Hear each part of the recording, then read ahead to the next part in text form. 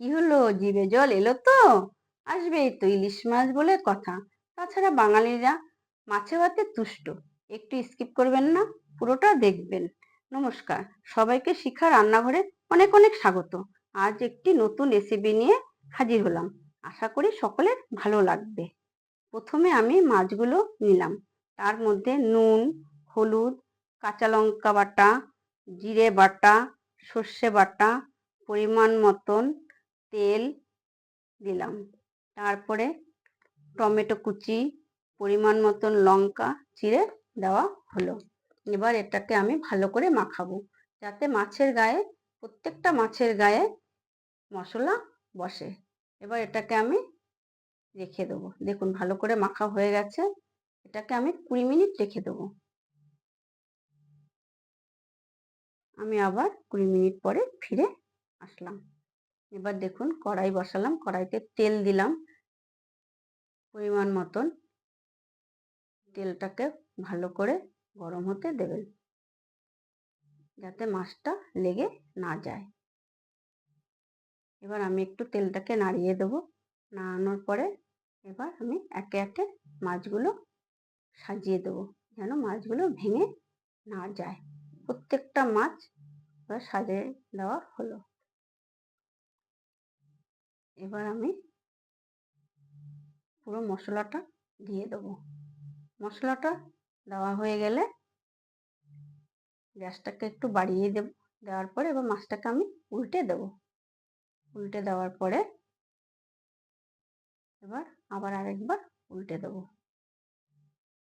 উল্টানোর পরে ওই পাত্রটায় একটু জল নিয়ে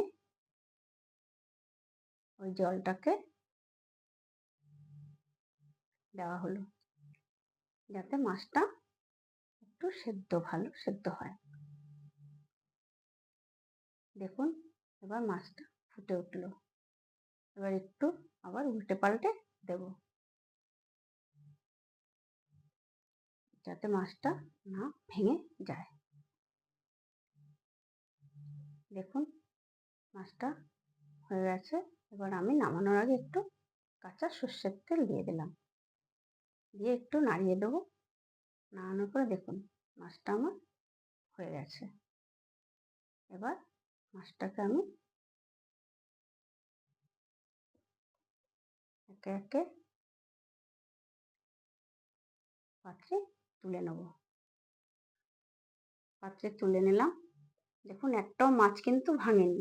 একটু আস্তে সাবধানে তুলবেন, যেন মাছ না ভেঙে যায়। দেখুন, আমার মাছ রান্না কমপ্লিট।